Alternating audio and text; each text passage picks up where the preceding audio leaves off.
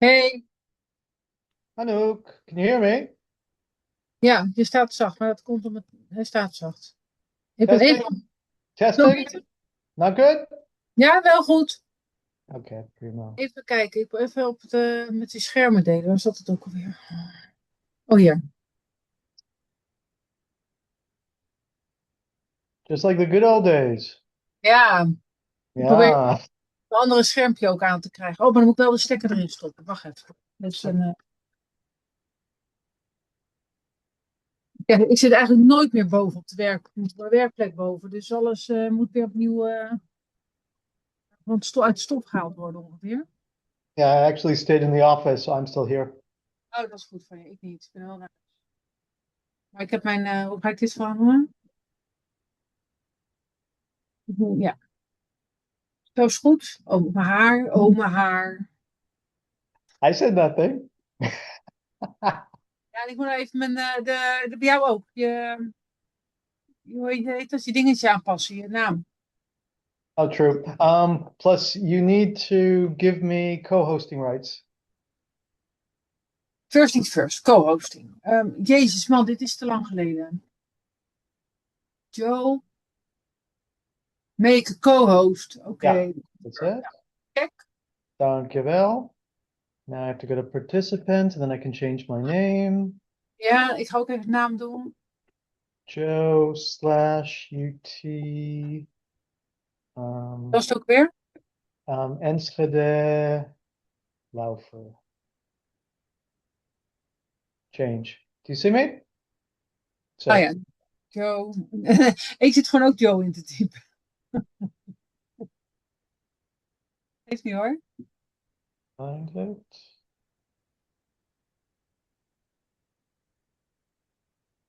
Moet die zo? Kijken. Yep, and I also gave you as the example since almost everyone is Delft. Ja, ik had bedacht net even dat ik nog even ging kijken. Doe ik even op mijn andere scherm of er nog andere aanmeldingen zijn of zo. Extend dan. Ja. Nee, het moet andersom. Moet ik het. Karel is daar. Oh, please let him in.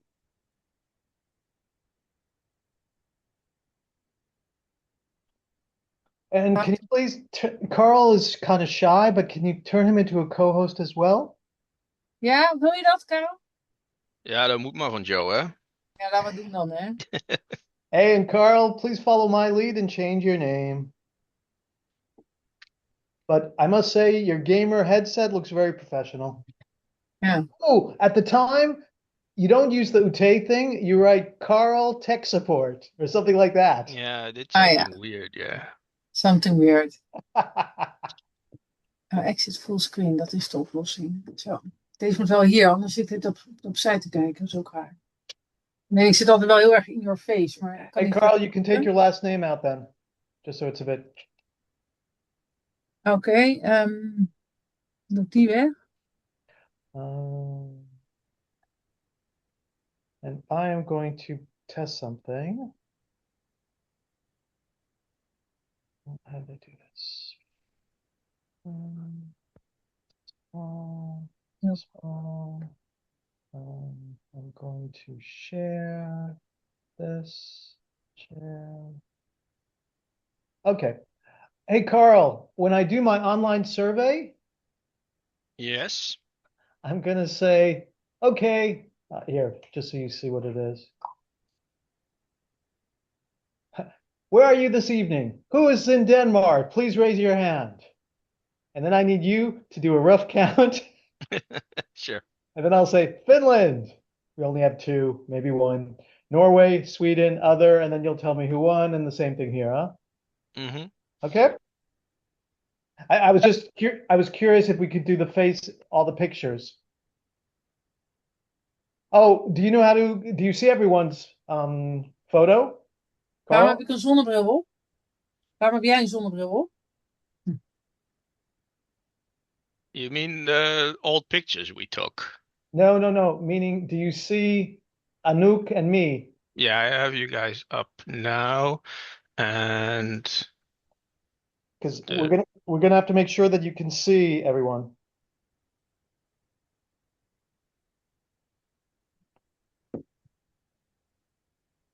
And Mike is joining us, hopefully, and then you'll see if Ja, she ze is appears. er. Alleen volgens mij zit ze in de verkeerde Zoom, want ik zie haar niet. She's in the wrong Zoom. Denk ik. She has the wrong link. Ja, ik ga weer. Ze zegt, ik zit in de In the waiting room. waiting room. Oh, wacht even, zegt ze nu. Misschien denkt ze ook, ik heb wat verkeerds geklikt.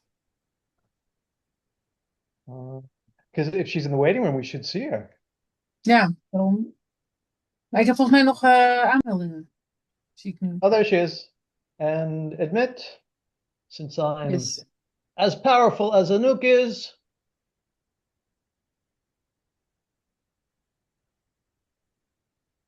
Spannend. Mike is joining us. Hi. Mike is joining us with two Micahs. Ja, gaan we dat weer. Oh, I forgot about the phantoms. Ja. Micah, which one of you is real? Oh, okay, now you're back to one. Okay, Micah, if you can Yeah. open your Yeah, I'm here. I think. Yeah, but can you open your camera? I think your camera is slided off. Ken je deze nog, Yeah. Joe? Kan je dat zien? Dit zijn die Starbucks koffiekopjes die ik toen gekocht heb in Oh. Seattle. Nou, ik wil even kijken There is hoor.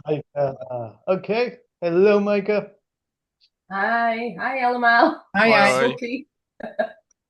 Ik ben niet zo heel erg handig met Zoom. Oh, and I need to turn Micah into a co-host. Or maybe Micah already ja, is. dat doen, moet ik dat doen. Nou, ik heb hem. Bijna. Why can't I make Micah a co-host? Dat ik de opperbaas ben. Oh, okay. Can you make her a co-host, please? Ja, dan. And Micah, can you please follow the format? So your first name / TUE, and then Eindhoven if you want to simplify it for people. Mm-hmm. You, Sure. you We go to figure out how to do that. you go to participants, and then Ja, of rechtsboven in je vakje kan het ook. and then dot Ja, dot dot. De dot. Rechtsbovenin, ja, rechtsbovenin je eigen ding is het een blauw 3 puntjes en daar zit een rename option ook onder. Oké. Karel zegt het heel keurig. Ik zeg, er zit Ja. een dingetje. Dan moet je op het dingetje klikken en dan. Oh ja, ik heb hem. Top. Dus voornaam / Die slash is speciaal voor Er zijn jullie. er heel veel slashes en dan moet er nog een achternaam tussen haakjes. Oké. Had jij mijn aanpassingen op de slides gezien? Voor het stukje van Delft? Dat had ik jou gemaild ergens om 12 uur Yeah, it's vanmiddag. perfect. No, it's perfect. I changed it. I mean, I did like the bats, but no, it's fine. Wat? Die staan You erin. had... Nee, Ja, ik heb 3 slides erin gezet. I just found one. Shit. Sorry. Shit. Ik had they'll 3 be fixed slides. now. Ik had die I know. I remember you said that, but I couldn't. I only en ik found heb over one. de tram en over. Maar ik had 3 slides gemaakt, want ik dacht anders wordt het een. Okay, no problem. No problem. I'm opening it now. Oh ja, I'm opening it ik snap nou now. even niet. Wat ben ik nou aan het doen, joh? Did I only saw one? Nee. Ah, of course, there's a fly stuck with me in the room. Ik doe een poging. Nee, niet alleen in ieder geval. No, Yeah. Anouk, I only see one slide with 3 stories about multi-campus strategy. Ja, en daaronder zit er eentje met. Hey, under I have Eindhoven.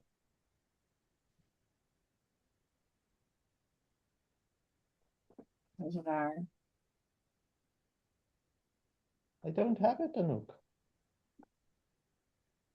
Ik heb echt een lijstje te werken eraan. Nee, I don't- 11, 12 en 13. Oh, okay. Now I see it. Okay. Copy.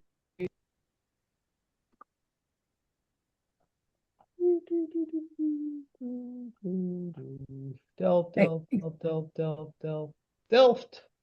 Ik zat het eerst op één pagina te proppen, maar dat werd echt zo. Dat ik, nou ja, als ik gewoon. Oh, we have the tram. Ja, Gelukkig. die is aan het proefrijden. Ik denk, nou, als dat geen nieuws is, File, dan weet ik het ook niet save. meer. En ook de Okay, campusstrategie. it's in now. It's in now, folks. Oké, hè. Which one is En it? laten we een poging wagen om. We can go close. Woo. Okay, and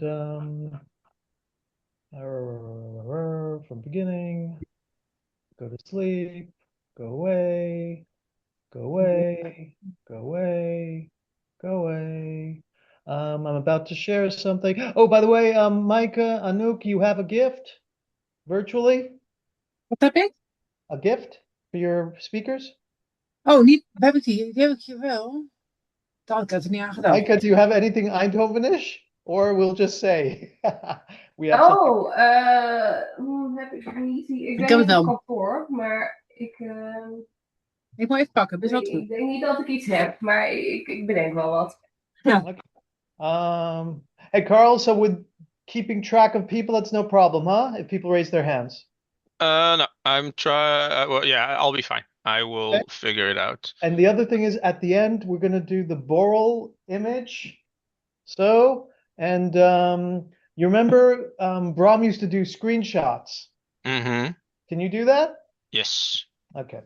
Do you have time to send me the patient lists, just as a backup? The what? The list of people who signed up. How does that help you? I mean, if I miss somebody or they come in late, I can just look at the list where they signed up from. I don't put them have in the that. right room. I just have them. I don't have do I have location? I have country. Yes, I have country. I have country. Yeah. Yeah, I'll send it to you right now. Let's say you hey, showed me this list. Micah, FYI, these are the slides. Mhm. And I left Denise. I said she couldn't make it last minute. She's here virtually for you. Then we have the hands up. Nee, Meerte is er. Say again? Meerte is er. Hey, Mirta. Hi, Meerte. Can you hear us? You are muted, so you can't speak. Ooh, she doesn't look happy.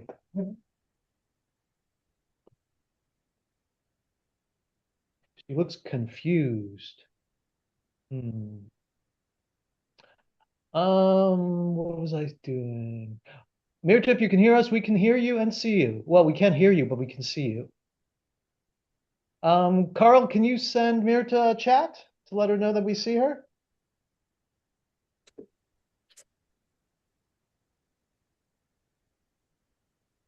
Meerte, hallo. Het scherm ging aan, alsof Zoom in ieder geval iets oppikte, maar ik hoorde niks. Micah, can you send her a WhatsApp to let her know we see her? Ja, ik zeg even het chatje. We zien je, maar horen je niet. Wonden.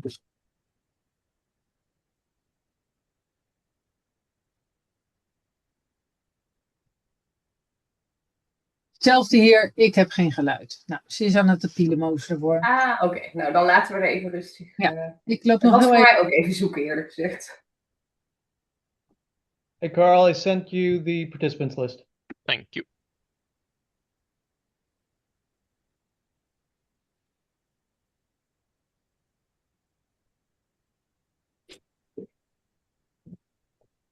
And I guess with the division of labor, Carl, if you could handle people coming in, letting them in. Sure. And Micah, if you could handle the questions in the chat. Questions in the chat, and also Mirta or Nick, if they have comments in the back end channel, because I can't follow that. Okay? Ja. Ja. Oh, nog even hoor. Zo beter. Ja. Wat een rare glimmende toestand daar. Wat hier. Dus moet ik even weghalen. Maybe just for my own clarity, because it's the first online thing I'm joining. Yeah. For to you thing. So the breakout, that's going to be per country, or How's Yeah, that we're going gonna to do that based on country. Carl's gonna handle that. As we're doing the program, he's gonna look how many people we have. We have between 5 and 7 we try to have in each room. So it's Okay. small. Mirta, we see you much better now. Ziet ons niet. Ze is aan het pielen. Okay.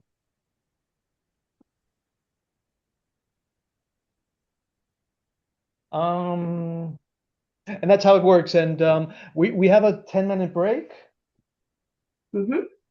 And during that period, Carl's also busy setting things up. Okay. Carl, should we try to change Mirta's name already? Or is that dangerous? Nee. That's Did we Hey, hear? we kunnen je horen, Meerte. Kan je wat? Meerte? Hey, Nick, we can hear you and see you. Hello, hello. Hey, hey. Hoi. Jullie horen me ook? Is it Hallo. okay? Ja. Yes? All right, nice. Zeker. Perfect. Carl, can you do some magic on Nick's name?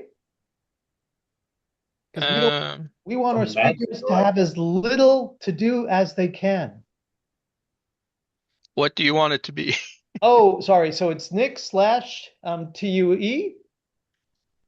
Because Micah TUE is shorter than TU Eindhoven.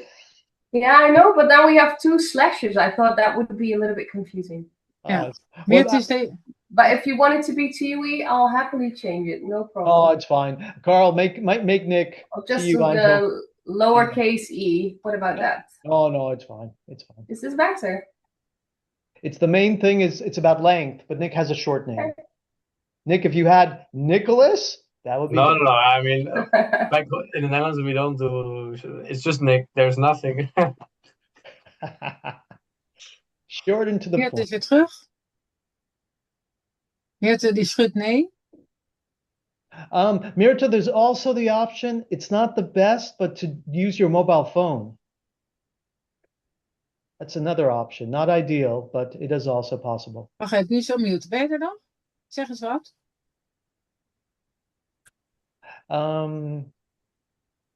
Can someone tell Mirta via chat or WhatsApp that maybe she should use her mobile phone? You see, Anouk is typing something in WhatsApp. Ja. Okay. Nick, do you have any questions to us? No, I'm looking forward to it. Okay. A, the slides are perfect. Yeah. So when Everything's- do you want to do the slides? By the way, do we start with that, or do we do that when you ask about? It's embedded in your interview. Exactly. When we get All right. to outline the topic of your PhD research, and you'll say, by chance, I have a few slides to show you. Sure. I don't know if I'm gonna make it in 60 seconds. No, Then. no. You'll have more than 60 seconds. No rush there. And consider me your mouse, meaning. Yeah, I will tell you when to press next. Yeah. Consider me your mouse. Sorry hoor. Yeah, Joe will be fine. These are We'll things manage. that are only online do they work. Sure. Hey, by the way, Nick, does that mean now that the thesis is submitted, you're carefree until August? You have nothing to do. I mean, the day after I started as a postdoc, so Oh, so you're but busy. I will go this Friday for 4 weeks on vacation, so it's fine. Oh, yeah, you did mention that. So it's I will be free for a little bit. Being recorded. Ja, hallo. Nou doet ze het wel. Ja, jeetje. Oh, Maar Er is een echo. Ja, hoor, wel een kleine echo, Meerte. Maar we horen wel geluid, dus dat is alvast goed nieuws. yeah, but I wonder if do you have another device or another? Ja, er staan Oh, we have a Phantom. There are 2 Mirtas. Oh, Yeah, that the happened other to one. me as well before. The other one will time out soon. Moeten we Okay. eruit zetten? I think it works now. Mirta, can you say hello? Ja, ze is muted. You're muted. ja, Ja. Ja, nou doet hij het wel. Oké, dus het moet gewoon nu van mijn mobiel af. Oké, dat wordt leuk. ja. Oh, perfect. Jullie- Hello. Good to have you with us tonight. Ja, Ja, dank je. leuk om je weer te zien, Meerte. Ja, dat is even geleden. Zal ik die andere even eruit gooien van jou dan? Die kan ik gewoon removen, toch? Ik heb hem uitgezet. Ik weet niet, staat hij nog aan ergens? Ja, Ik bij ons dacht staat er nog. Nou, ik doe het gewoon. Yeah, Carl was saying it should disappear by itself. And Oké. it Oh, did. yeah. It did. Perfect. Mirta, do you have questions to us before the chaos begins? No, I have no idea what to expect, but I guess that's just a matter of Hey, it's just going Go to be with the flow. Hè? very informal. The questions we discussed. I've put your photos in 3 slides. Okay. So as we talk, you'll have the slides behind you. Well, people will see those slides. Yeah. You're the second in order because I remember you said, Joe, I do not know where I'll be until 8, meaning I'm juggling. Actually, the little man is being, he's brought to bed as we speak. So hopefully he takes to it. And yeah. Well, in any case, you're scheduled at 8:25, so Perfect. you are Yeah. totally fine. Okay? Very good. Okay. And I see, yeah, everything's great. I see everything is Ready geregeld. to go? And I'm going to do an experiment very quickly. Let me show you guys the slides, what you can expect. There. And then Carl can also play. Carl is our human survey counter. So hopefully you can see the slides in the background. This is when we just remind people how to use things. The hosts, our human survey. Okay. Yeah. How long has it been since you were a student? People have to do the calculations in their head. Have you joined an event before? How long have you been in the Nordics? And then we get to the program we're doing, a bit about the network, then the wonderful Nordics, updates from us. Then, Nick, this is where your first slide is. I stole it from LinkedIn. Then we get to your background, your Eindhoven story. Then your beginning of your PhD. Why the hell did you choose this path? Then your very scientific slides with thankfully no snakes until the end. Oh my lord, you provided slides? I mean, It's only Nick because Nick wanted to show his research. I mean, if I was gonna say something about it, might be nice with a figure, but that was about it. But it's very short. And then this is the last part about fun in the Nordics. And Mirta, this is for you. So I just stole a bit from LinkedIn. Then I put your Delft slide. Then I put your work slide. Yeah. Then the fun slide. And that was it. Very Okay. good. Okay. So that's it. Yeah, I could for the life of me not find photos from You would the, not believe how common that is. they're here somewhere, but I've never been very good at putting them in an album or so. So It was a different time, right? absolutely was. Yeah. Yeah. Oh yeah. This is interesting. So when we did this during COVID, people always started like 10 minutes before knocking on the virtual doors. Yeah. And now I'm like, worst comes to worst, it'll be just us. We'll see. Ik krijg nu net nog een It'll aanmelding be fun binnen. anyway. Sorry, Anouk? Wat zei je? As we speak nog een aanmelding binnen, dus ik forward even de Oh, link. here we have the first person. Here the people are joining. En de andere die zei dat hij geen link had, maar die heb ik ook gemaild. Carl, can you handle? Are we okay with letting people in? Was my Yes. next question. Yes, people can come in.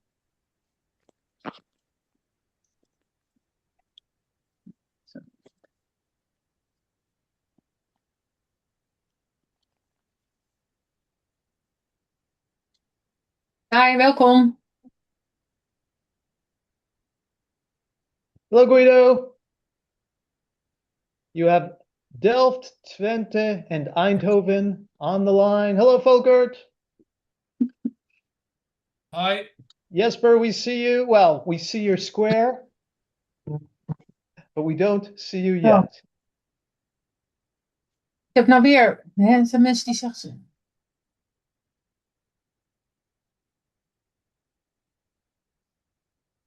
Yeah, and Carl, do you want to give the speech about changing the name? Feel like that's something we have to repeat like a couple times We every do, time. so I prefer you starting to repeat and then I will follow. Hi Joe, hallo Anouk, hello everybody. Hi, hallo. Ik zat Sorry, ik net ben al nog te even. praten, maar ik had mijn mute nog aan, dus maar oké. Ja. Goedenavond. Geen probleem, geen Hoi, probleem. hoi. Carl, wat is de regel over de naams? Als ik het goed heb begrepen, zou het fijn zijn om je universiteit waar je hebt gestudeerd in je naam te zetten en het land waar je momenteel woont. Dan kunnen we je later wat makkelijker in verschillende groepen indelen voor wat kleinere gesprekken. En Carl, hoe werkt dat? Je kunt je naam aanpassen door in je eigen vakje. Als je daar met je muis overheen gaat, komen er rechtsbovenin 2 blauwe knoppen te staan. Een daarvan is 3 puntjes. Als je daarop klikt, dan is er een rename option. En daar kun je je naam in aanpassen. Wat wilde je erin zien?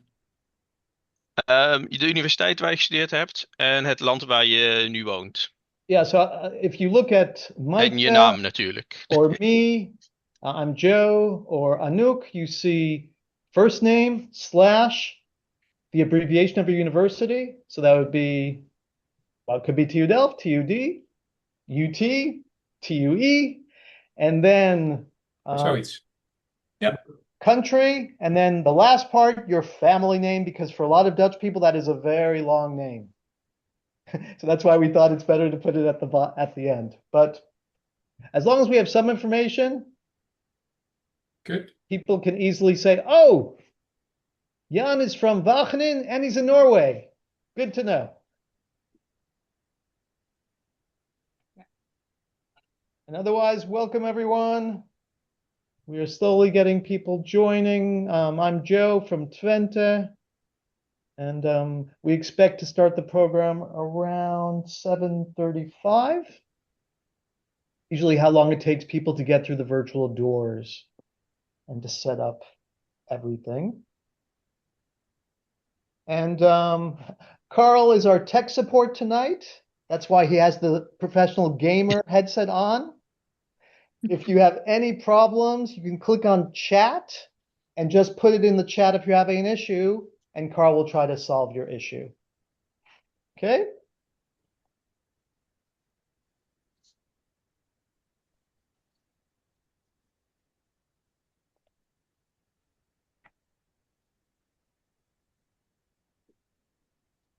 Nice to see you. I see Richard has joined us. Good evening, Richard. Hello, hello. Evening. I see Avend has joined us, so I will repeat what Carl said 3 minutes ago. Welcome, everyone. I'm Joe from Twente. To make interactions easy, we ask you to change your name. And how do you do that? In the image, on your image, you have 3 points. Carl, correct? If you click on that, you'll have a rename option. And the format we're asking you to follow is your first name / the university, then the country you're in, and then your last name. It makes it easy for people to find people from the same university and people in the same country that way. Okay? And if you have any technical issues, just put it in the chat and Carl will try to help you.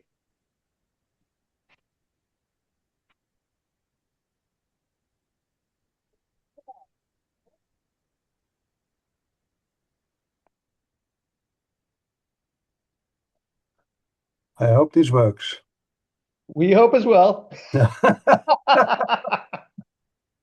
Yeah, I'm very seeing glad that that I have to- got it in time. The link. Hey, Arend, if you could just add also the country you're in. Oh yeah, of course. Yeah, and Oyvind as well. And why do we also need the country, Richard, as well? Because while we're doing the program, Carl's going to be working very hard to create breakout rooms for every country. But if he doesn't know what country you're in, he'll have to guess. He might guess wrong. Okay. Anouk, thank you for the email, for the Yeah. link.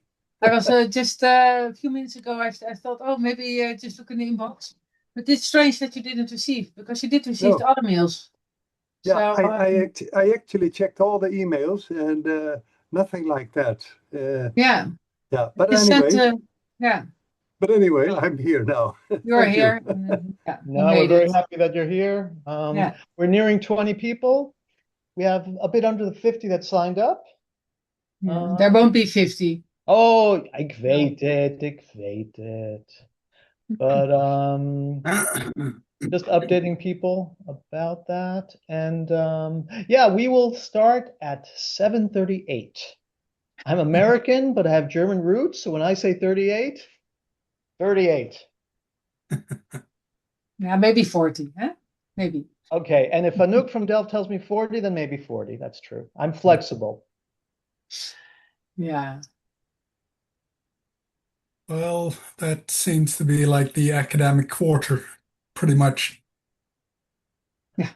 Hey, and Richard, I assume you're Wageningen then. Is that correct? Yes, exactly. Okay. Actually, I was right at the moment. When I was at Wageningen, we were WAU, Agricultural University.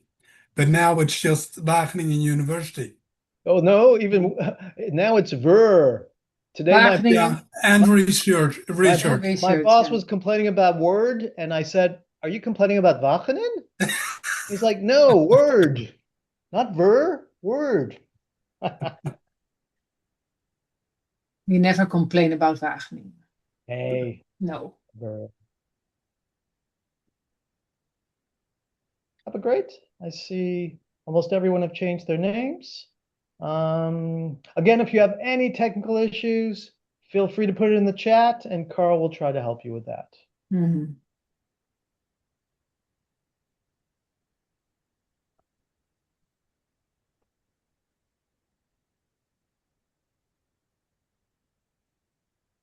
It's nice to have an online event again. It's a long time ago. It's a long time, but I wish I could move my camera and show you. I'm actually on the Twente campus now, and it stopped raining, and there is the biggest ever hare right outside the window. You know, a wild rabbit.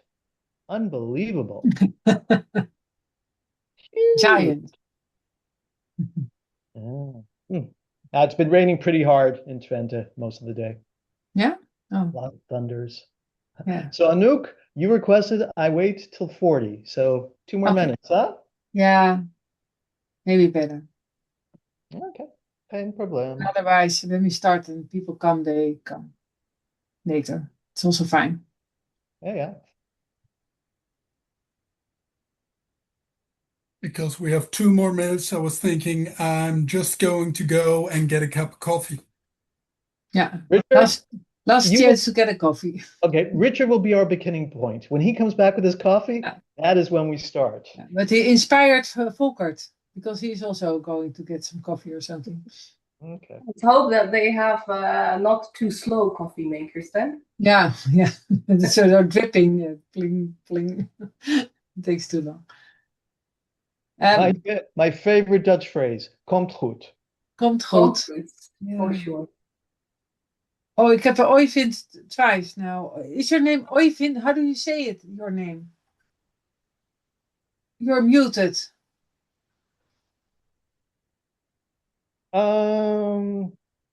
Micah, can you please answer Mirta? He's called Evin On Jelle. WhatsApp? Yeah. Cool. I think that I know who that is. Yes. Yeah, I'm on it. Okay. Yeah. Is Richard back with his coffee? Nope. Yeah, but Mirte is trying to get her laptop because. I know, but we have time with Mirta. Mirta is in the program later. Oh yeah, okay. Ooh, Richard was very fast with his coffee. Yeah, And he's Vicky. very careful not to spill it. Volkert is also back. Richard, Definitely. gaat goed?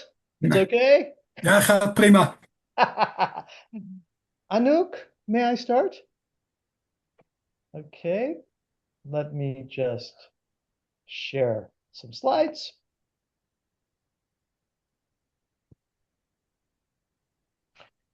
And now I'm just looking at Anouk to confirm that we do see the slides. We've learned from this. You don't Yes. run and then people halfway say, Joe, I didn't see anything. So this way I can make sure you all see the slides. We're very happy to be opening this virtual event for our alumni in the Nordics. And on the image here, you actually see some screenshots we took at the other online events we had. And the one in the Nordics actually was our first online event ever. And this was in March 2020. We had planned a very elaborate physical tour in the Nordics. And a week before, we were told there's a lockdown. You can't do events anywhere. And in the beginning, we were a bit depressed. But then we said, we did all the work. We have the speakers in place. We already had people sign up. Let's just take this online. And we came up with a format, and it was a huge success. And we took that format, and we also did it in all our other communities around the world. And we also shared the format with our colleagues from the other Dutch universities. So there were so many good things that came out of that canceled tour. So we're really happy to start virtual events again with the Nordics this time. Joe, I Yeah. think some people might want to know why we have the sunglasses, because that's quite strange. Do you Why we remember have it? I'm sorry, what did you say? The sunglasses everywhere on the right side of the sheet. Left, right. All On the the people are picture. wearing sunglasses. Well, Anouk, remind me, why were people Yeah, wearing no, sunglasses? I was thinking why. It's just because there was a tradition at the end. We did a crazy boral, and Yeah. people would wear crazy things. Although I do have sunglasses ready behind me. Okay. Okay, some just very quick virtual etiquette about Zoom. We all use Teams. Most of us use Teams at work. Teams is great, but when it comes to interaction, Zoom is a bit better. You can play with different ways to view people. You can either view just big me, just the speaker, or you can decide you want to see individual people. We also reminded you to please change your name. There's a wonderful chat function. So if you have a comment, if you have a suggestion you want to throw in there, or you have a question to us, please put it in the chat, and then we'll make sure to respond to that. And if any of you are multitasking, having a coffee or a drink on your couch while listening to this and also doing social media, feel free to use one of our hashtags. Who is here today from the universities? Anouk from TU Delft. There she is. Maaike from Eindhoven. Myself from Twente, Joe Laufer. And unfortunately, our colleague from Wageningen had to cancel at the last minute, Denise. But I usually say in physical events, she's virtually here for you. Tomorrow, she will be virtually for you. Or if you happen to be near Wageningen, she always loves meeting alumni for a coffee. We're curious about the people that are here today. And we're going to do a very human survey. So I'm going to ask you a few questions and a bit of fitness. I'm going to ask you to raise your hand if this applies to you. And Carl is going to try to keep count. So first of all, we're curious where you're here from. So if you're from Denmark, can you raise your hand? And I mean your physical hand. If you're from Finland, can you raise your hand? If you're from Sweden, can you raise your hand? And if you're from Norway, can you raise your hand? Yeah, okay, I see 2 Norway people on in front of me. And if you're other, hey, Maaike, you're another. Carl, do you have some idea? Yes. Tell us. From my quick count, I could only identify one person from Denmark. Hmm? I saw 3 people from Finland. I saw a whole 8 hands for Norway, and 1 for Sweden in the chat, I believe. Okay. Well, if you think Carl miscounted, feel free in the chat to mention that. The next question, we're curious about how long has it been since you were back at your university, since you were a student? So if it's been less than a year since you were a student at your TU, raise your hand.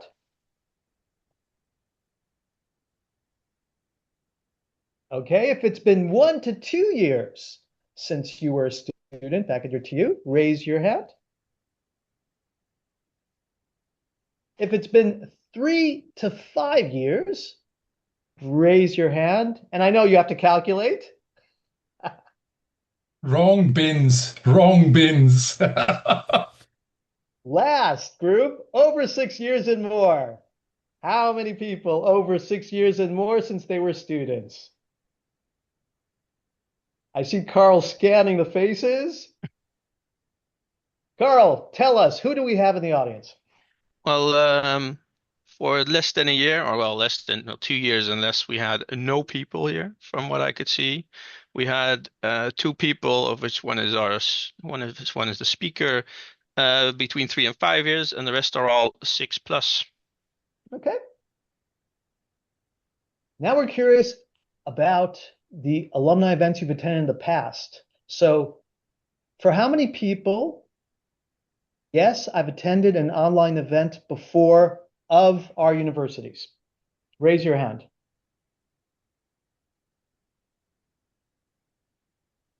Okay. If you attended one of our physical events and enjoyed drinks and bitterballen, well, I'm not sure about the bitterballen, but food, then raise your hand. And last, no, this is my first either physical or online event. I see people also raising their virtual hands now. Carl, did you get that? Yes. Okay, tell us. We have 2 online veterans. We have 3 people who have been to your offline events, Joe, back in the day. And there's 8 first-timers today. Oh, cool. Well, we're happy to see you all, but we're really happy to see also the first timers. Alumni events are quite addictive. Once you've been to one, you want to come to more. Last question. How long have you been in the Nordics? Anyone that has been in the Nordics for less than a year, raise your hand. Okay, 1 to 2 years? 3 to 5 years? Over 6 years?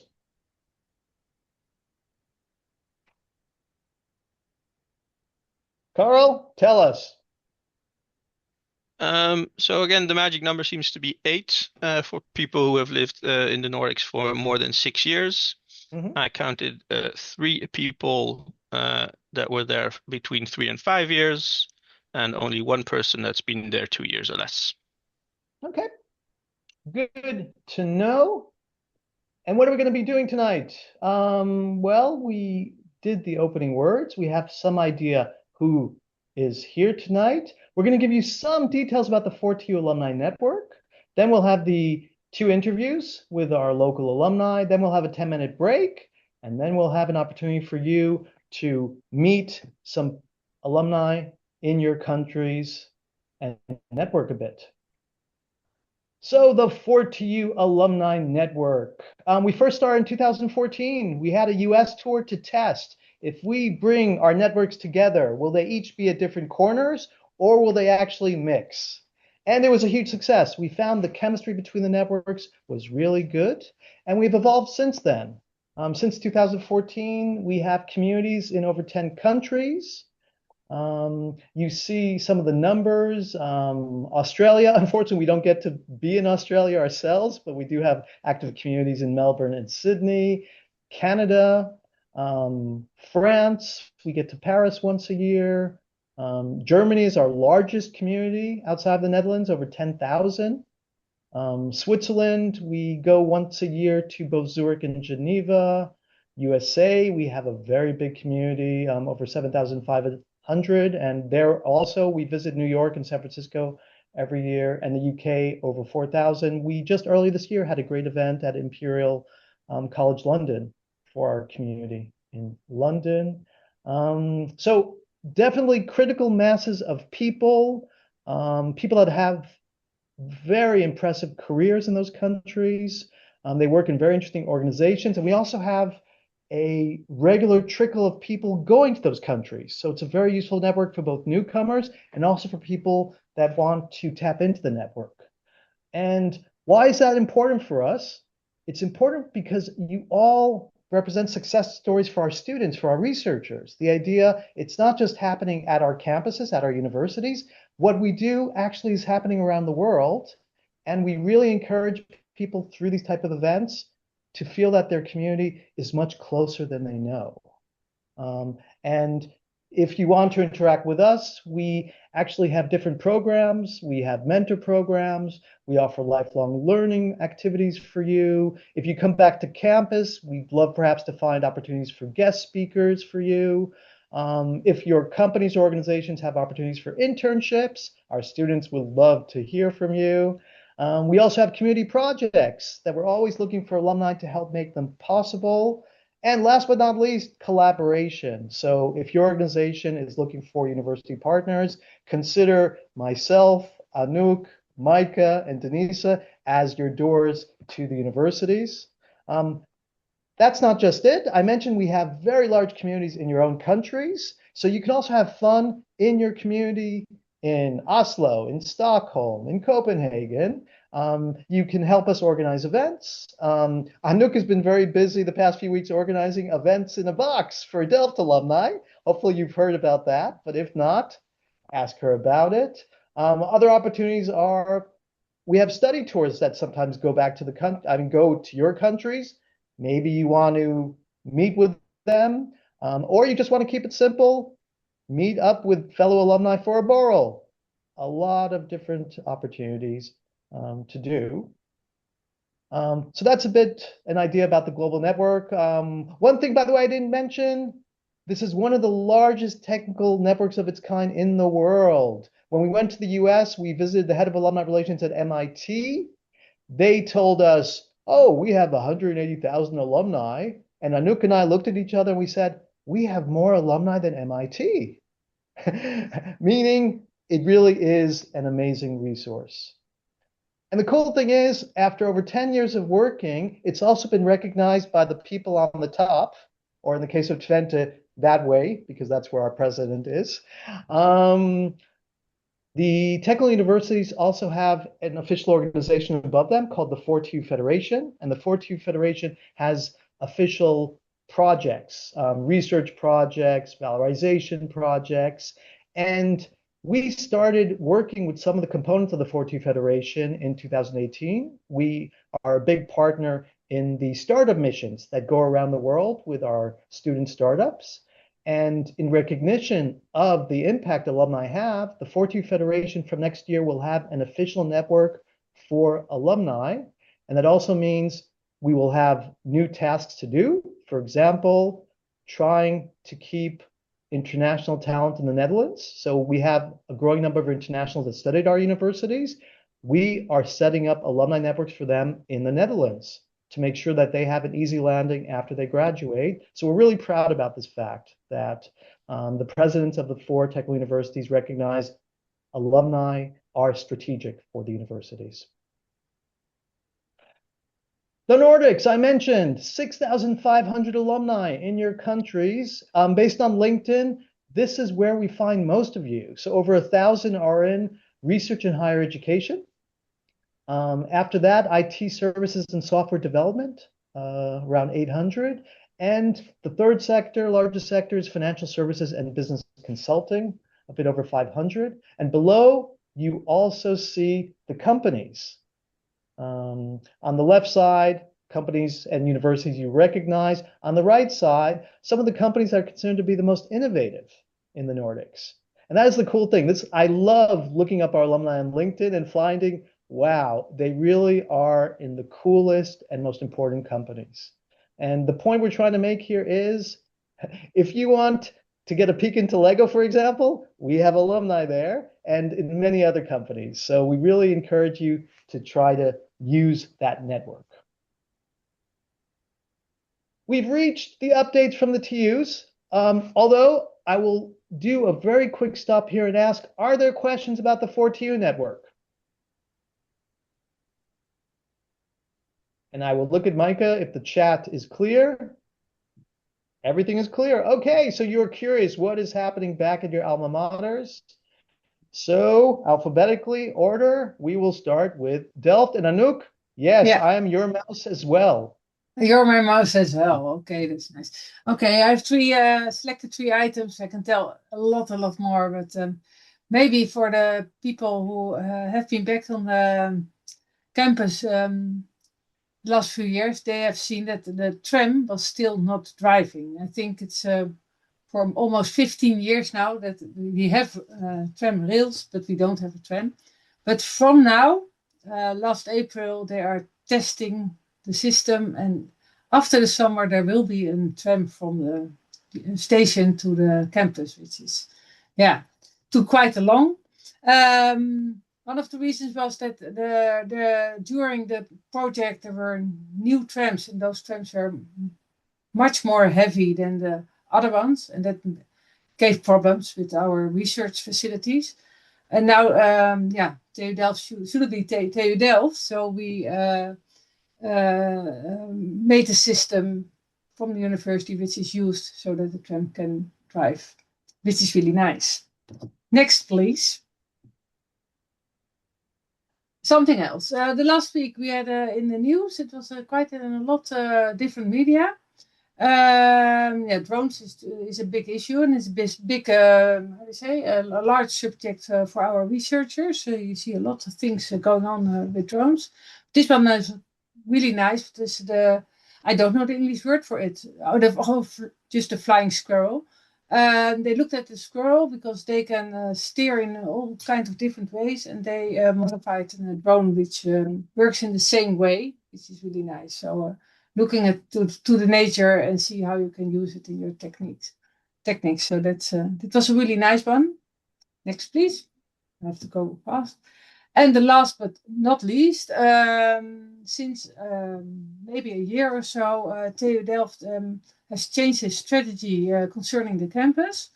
At the moment, we have about 27,000 students at the campus, which is, I think 10 years ago, it was more like 16, 17,000. So it's growing really fast.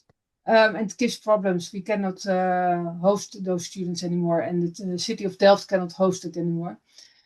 So we are now working on a multi-campus strategy. We already have for a few years a campus at Amsterdam, AMS Institute. That's together with Wageningen University and MIT and the city of Rotterdam, of Amsterdam. Mostly focused on urban solving urban problems, let's say that way. And a few months ago, we opened the Universiteits campus in Spui in The Hague. This is quite a nice building. It's for people who know The Hague a little bit. The old V&D gebouw, which is totally restyled, rebuilt. And together we have a floor there, TU Delft floor, but also Leiden University has a floor, and the University of the Netherlands has a floor, and the Leiden Medisch Centrum has a floor. So the different universities on different floors, but it's really nice, and it's mostly our TPM faculty who has students over there.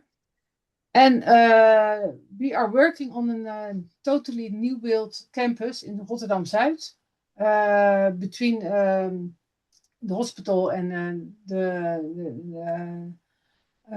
haven. No. The harbor. Harbor, yeah. I wanted to say heaven. I think that's not a good harbor. Because we think it's a really good field lab as well for working on certain topics. Yeah, it is a huge change from the strategy years before, because we are really becoming a multi-campus university, and will be TU Delft in Rotterdam, so not Rotterdam. And I saw in the chat, yeah, the Hogeschool van Den Haag and also in Holland have also buildings on the campus in Delft. So that was the question.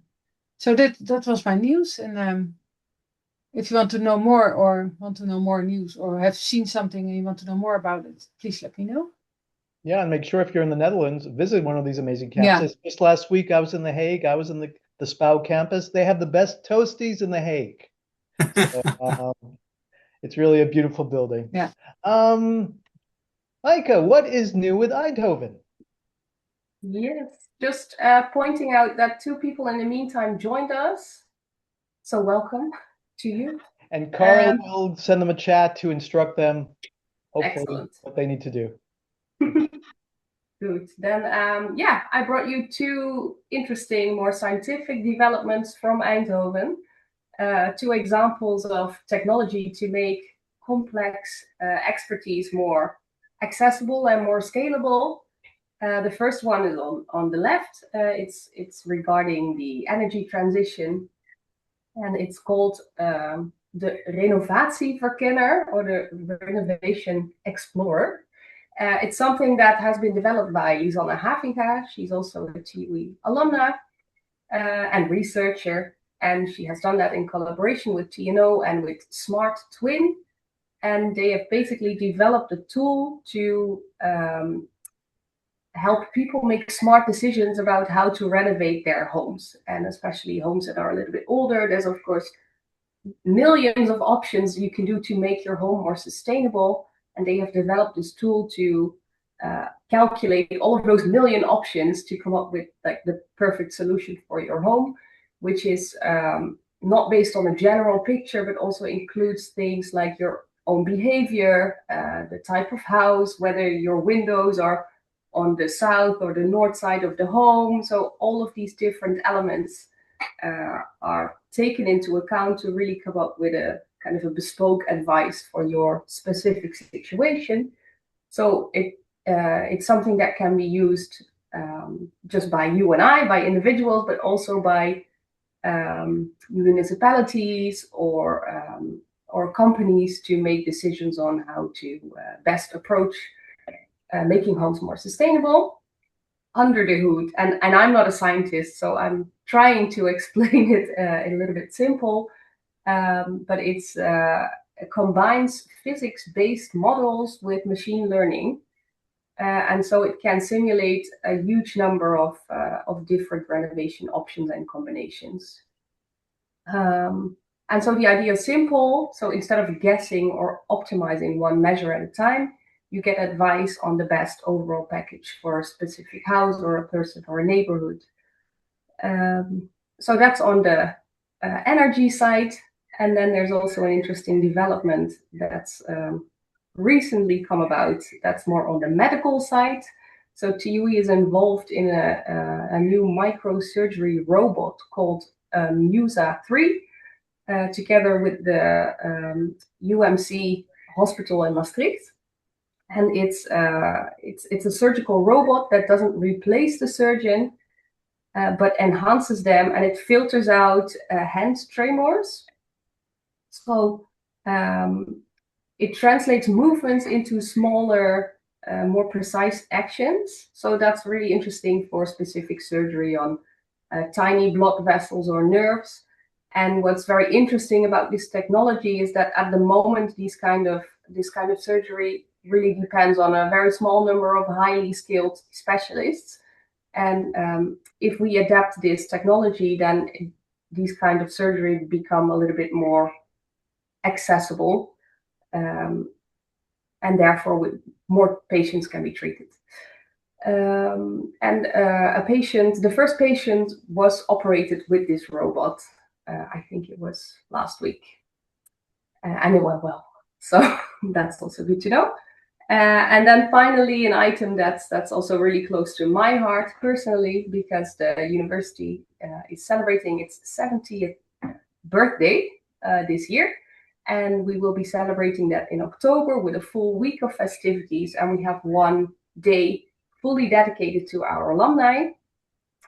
So if there's any TUE alumni in this meeting and you are planning, for sure, Nick, maybe someone else, I haven't checked. So if you're planning to travel to Eindhoven in October, then maybe this could be interesting to join. And we will have a full day of different activities involving all of the departments, all of the alumni associations as well. And we close the evening with a pub crawl through the student bars. So that could be interesting. Micah, thanks for that update from Eindhoven. And I love the last item because Twente also celebrating a birthday year this year. But we are after our big event and we had 2 days. We were crazy enough to decide let's celebrate over 2 days. And that is the picture you see on the left. That is over 300 of our alumni after a really fun day. That was the second day, and that was the day of the Batavieren race. Not sure if all of you remember the Batavieren race, which is the largest student relay race in the world from Nijmegen to Enschede. And we had a VIP tent at the finish line. So I felt like Moses leading all of the alumni through the students who are wondering, who are all these old people? But we had a lot of fun. The story in the middle is a research story that just was posted a few days ago. And this is about a few of our researchers that they did an experiment in one of the zero gravity airplanes.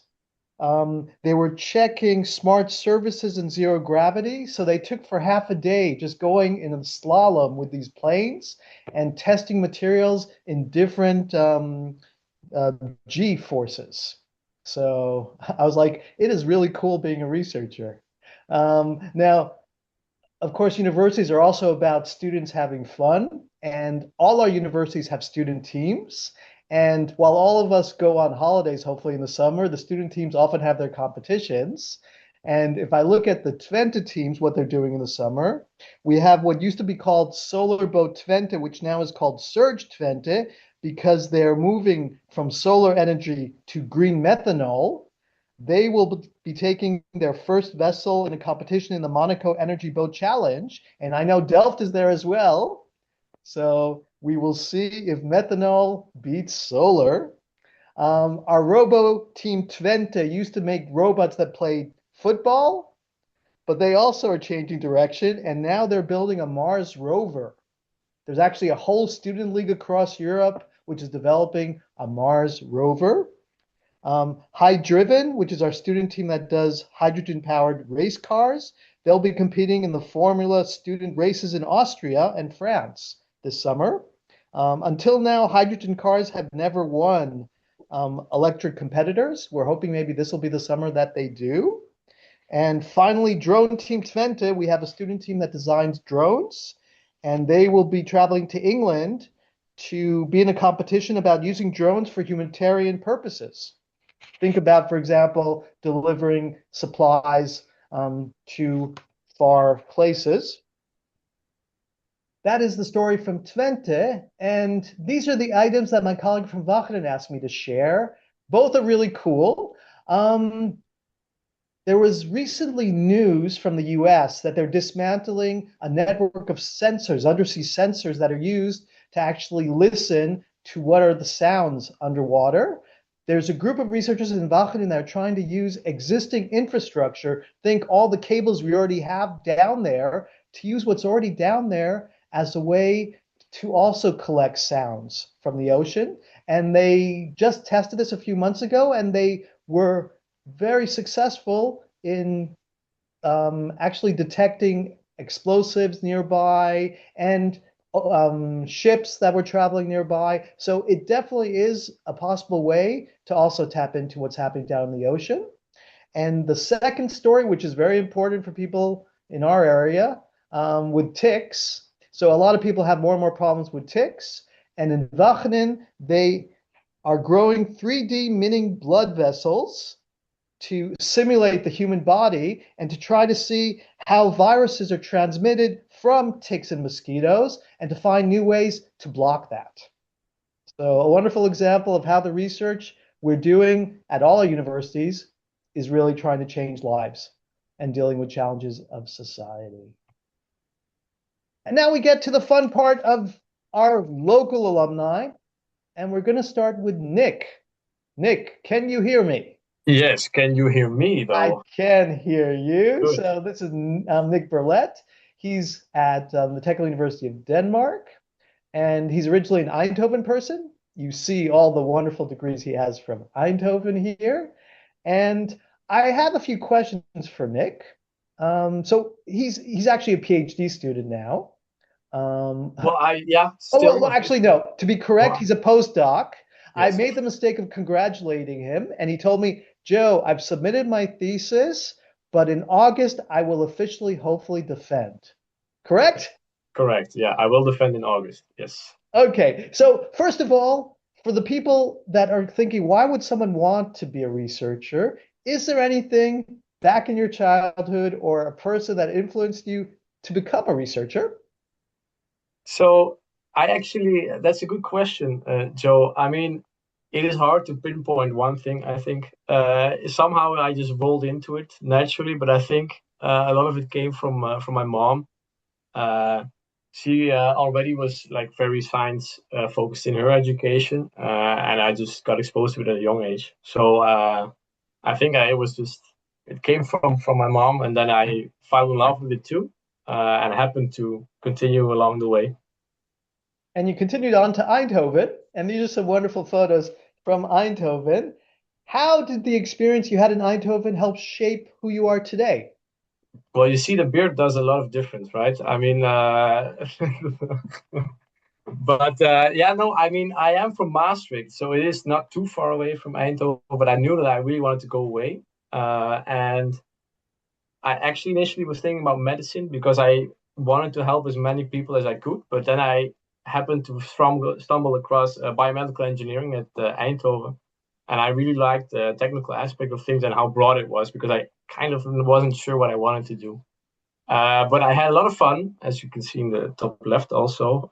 Villa Fiesta is a very nice place to hang around. How it shaped me, I think I really fell in love with working in the lab. Nowadays, I'm going out of the lab, and I don't know if I like it as much, but the lab really helped me along. Initially, I was more into diagnostics of diseases, but now I'm more switching towards therapeutics. But I'm just trying to help as many people as I can with the work that I do, and I'm lucky enough to be able to do such a job. I would say. Yeah, and Nick, here we have photos from your life as a researcher. A lot of traveling, a lot of Yes. fun with friends, and some lab experience. But I guess the time you were in labs in Eindhoven convinced you to do a PhD? Yeah, so actually, after I was almost done with my master's in Eindhoven, I was convinced I did not want to do a PhD. But then my external stay, which is a part of the education, actually convinced me otherwise. I was supposed to initially go to Sweden, but somehow that did not like last minute something went off, and then I diverted to Copenhagen, Denmark. I saw I was the only one from Denmark here today, so I'm representing the whole country today.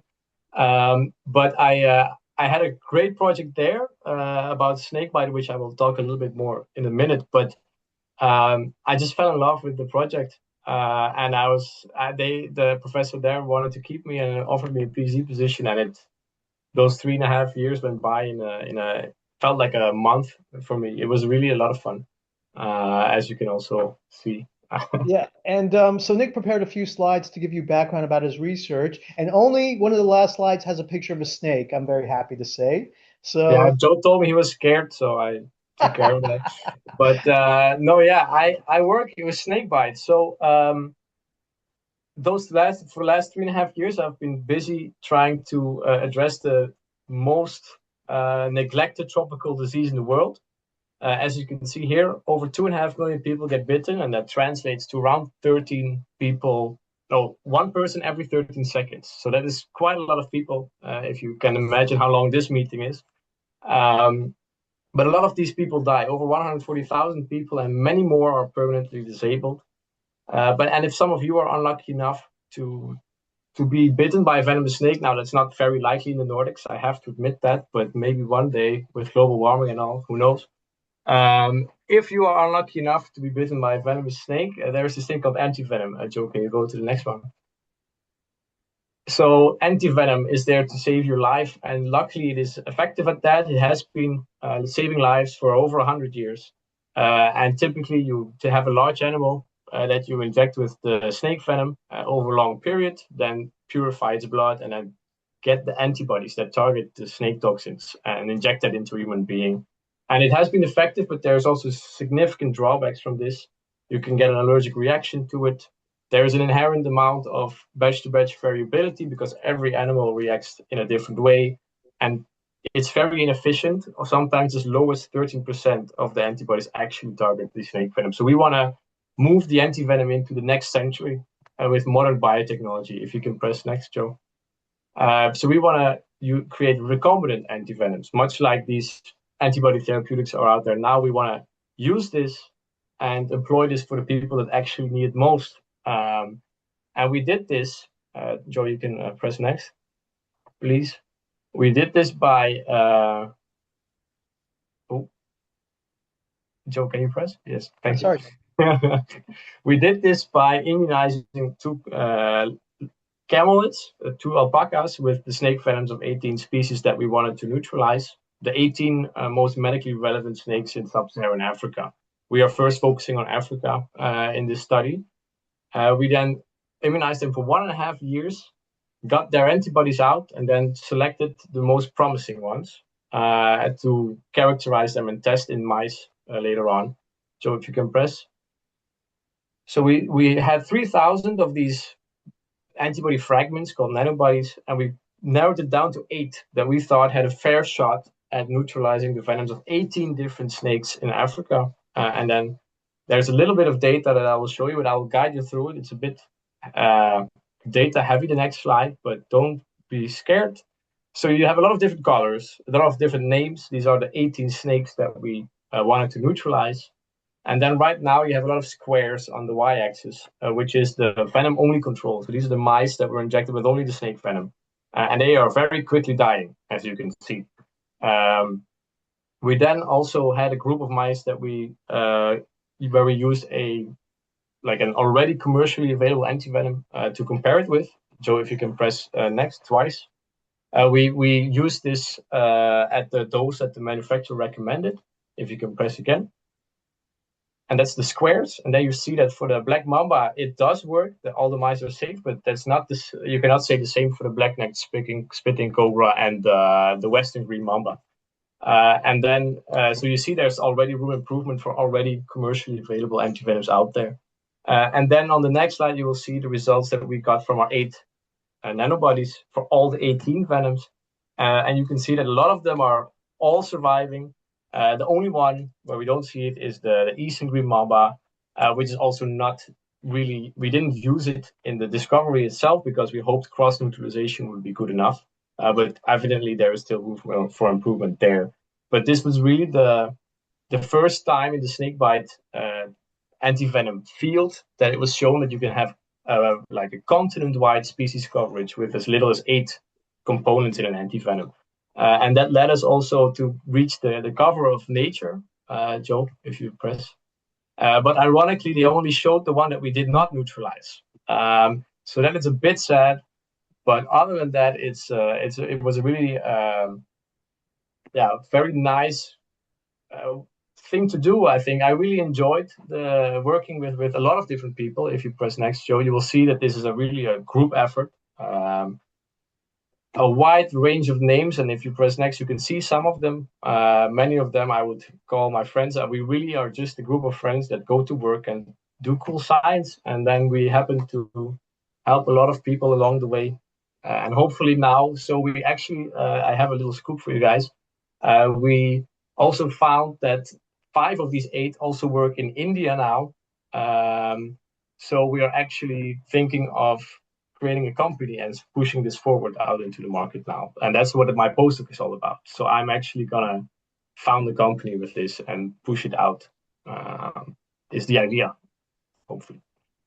So that was my next question. Where do you hope to be professionally in 5 years? Yeah, that's exactly where I hope to be. Hopefully, in 5 years, the phase 1 trial is done, and the phase 2 trial is ongoing. But yeah, that would be the ideal situation. Here in Copenhagen, we have the Bio-Innovation Institute, and I'm going to apply for €500,000 there this September to see if we can found the company and then actually get it off the ground. Yeah. Well, Nick, FYI, if you need any contacts in India, Anouk can really help you. Delft has a very active community in India. That is very. I will catch up with her on that. Yes. One last question before I open it up to the audience. Your Nordic experience. Yes. So you've been in the Nordics for three to 4 years? 3.5 years. What custom behavior did you find strange in the beginning or hard to get used to?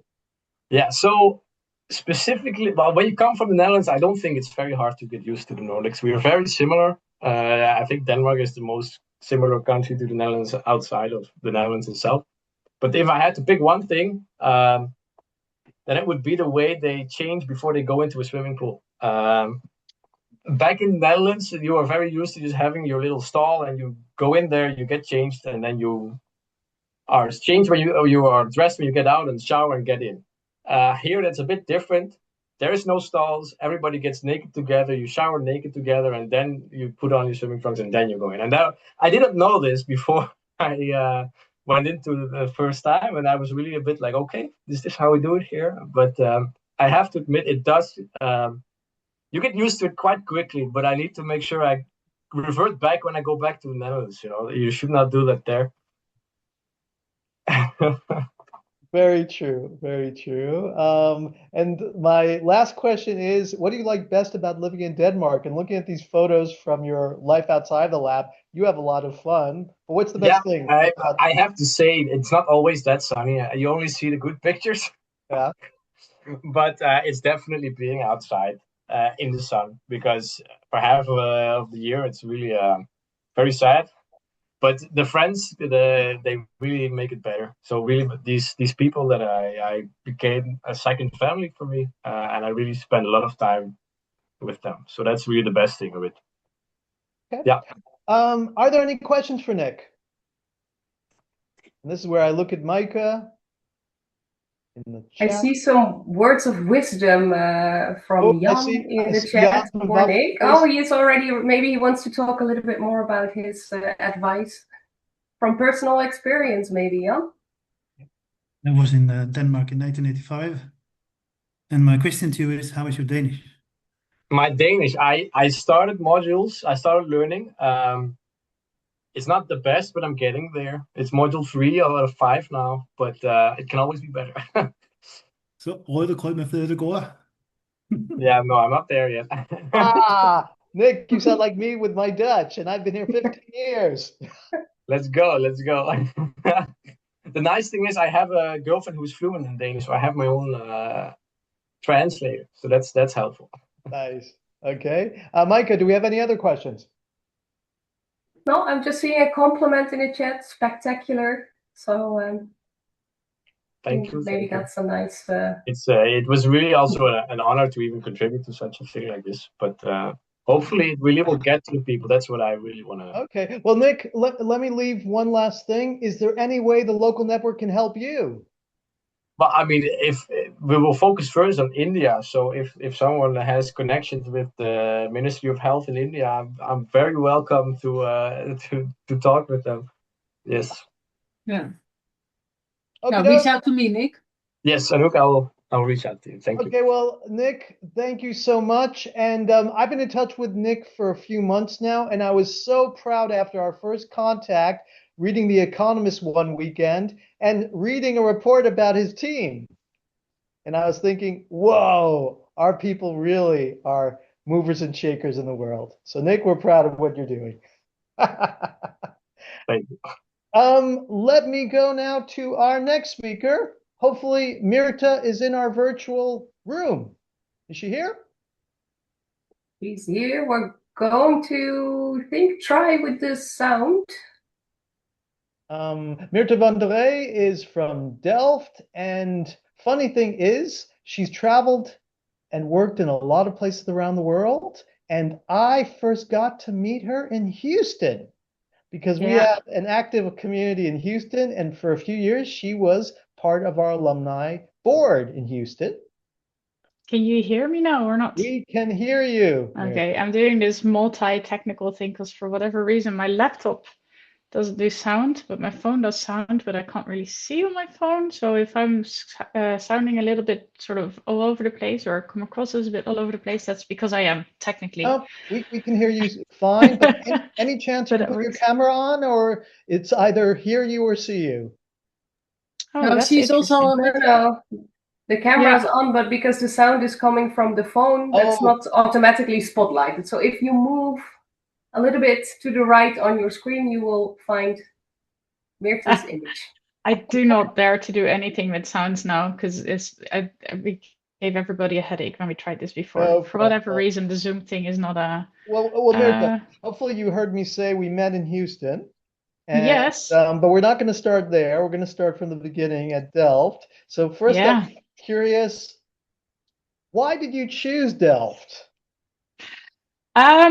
Yeah, so my story is actually slightly similar as Nick's, with the difference that when I was little, I also wanted to be no, I didn't necessarily want to do a medical studies. I actually specifically wanted to be a brain surgeon.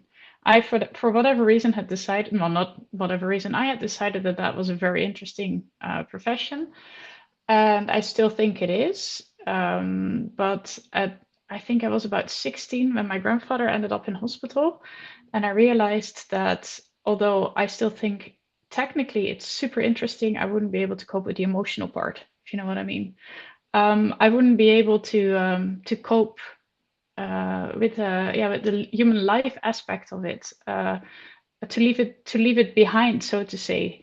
So I then realized that I would be either a very detached, skilled surgeon, but I don't think that that's what you should be. I think that you should still be somebody that is engaged, or I would be engaged and I would not be able to let it go.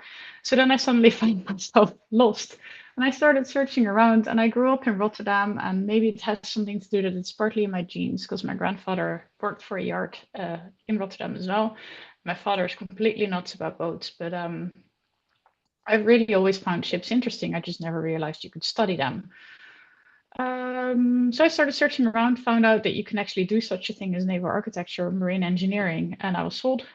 I've always been the kind of person that liked to figure things out. The sciences were my better subjects. So I went over to one of those open days, and from that point onwards, I knew that that was what I wanted to do. I did have to change my subjects in school for that a little bit because I'd kept it wide open, but I started and I never regretted it. I still love boats. So I chose boats, and they were done in Delft. Good choice. Yeah. And what skills that you developed at Delft are still useful today for you? Yeah, I had to think a bit about this question because I think university in itself shapes you. It defines you, or it defines your life in a way that it's that time where you get to explore and figure out what you like yourself. And I definitely did that in Delft. And there was always a crowd there that would challenge you. And I think that is one of the defining things. I think students in themselves are critical people. They will always ask you why and what do you think and why is that your opinion. But I think in Delft, the subjects, what we were taught and how we were taught was also to analyze, to think analytically, so to say, and to apply that. So it wasn't just about how do you think it will work, but use it, see how it works, see what you do with it. Another part, and that's a bit what you would call in Dutch a dooddoener, but it's a very male-dominant environment. At least it was when I was studying there. I think we were with 40 in 1 year, and there were only 3 women there. So I learned to just speak up and be there, and how to deal with the atmosphere, so to say. And the reason that I mention that, even though it's a bit of an obvious one, is I work in a very male-dominant environment now as well, and that has never put me off guard. I actually often don't think about it. I often also don't realize that that's the case, and I never feel like I am the odd one out. And I think that despite that not being a specific Delft thing, the environments that we were in and the way we were taught, and the people that were around me, yeah, that shaped me in that sense as well. It made me strong. And as a student and as a recent graduate, what was your career ambition? What did you think you would be doing with your education? Yeah. So as I said, I chose my education based on the fact that I was fascinated by boats, fascinated by what they are capable of, how they have to weather the environment, and specifically, I liked the offshore ships because they have to work in very tough environments and they have to be very skillful. So I was actually thrilled that I got to work for an offshore installation company, and all I wanted the moment I started was to just experience whatever I could, be there, be part of it, see what happened, learn, because really I learned a lot at Delft. But the specific job that I was doing, there's no guidebook for it. It's experience. You have to think on your feet. You have to be able to handle changes. You have to be very specific in what you're doing, but see the big picture. And most of all, you have to work in the environment. You're on a boat on the sea. So in the beginning, I just wanted to be there, do everything, soak it all up, and learn as much as I could. It was only later on, when you've done multiple different things, and there are so many different things that we're doing still, that I wanted to get more into that bigger picture and more into the I said it, not just executing one part of a scope, but actually be part of leading the way in it, so to say, to put the puzzle together. And that's when I started to maybe think about a career. Now, with that, I have to say, as you mentioned, I worked in different countries. So I started in the Netherlands. Don't need to explain Dutch culture, but I moved over to London after 2 years of working, and the working environment is very different there, and especially in London. And okay, still, I was in an engineering company, but there's a lot more drive. So to say, I felt, at least, there's a lot more sort of yeah, a lot more focus on career actually there in the company itself as well. So even though it was the same company, the culture was different. And then I went to Houston, and the culture was completely different. The working culture was not something that I was used to, but it was. Work there is your status, and that it gets you. You adapt to the environment you're in, and I very much more got that feeling of I need to progress. I need to step up. I need to get more. Another part of that is, and then I come back a bit to what I said about this male dominant thing, is that they were super focused on making sure that they had females in leading positions. So even though, again, that wasn't something that I was thinking so much about, I remember my manager saying, "Oh, I need you to be an example for the young ones. They need to see that the engineers can also get somewhere." And I was like, whoa, this is not entirely how I want to reflect upon myself, but okay, if it helps, if it's because I felt in that environment, or in that office, they were a few steps behind on that inclusive part. Then I moved over to Norway, and it completely flipped. Because here, work-life balance is actually life-work balance. And you do your job, and you do your job well, and you do your job efficiently, but that's mainly because you like what you're doing. It suits you. It works well in your own environment. And you, as I say, it's a life work balance. I here have the responsibility to do my job, and people trust me on it, and how I do it, and where I do it, and when I do it. As long as it gets done, nobody will really be following me onto it. So I really let go of this sort of I have to prove myself, I have to, develop a career. I'm doing what I really like doing, and at the moment I don't really want to change what I'm doing because I'm very much excited about where I am and that I could have a bigger title or a higher responsibility.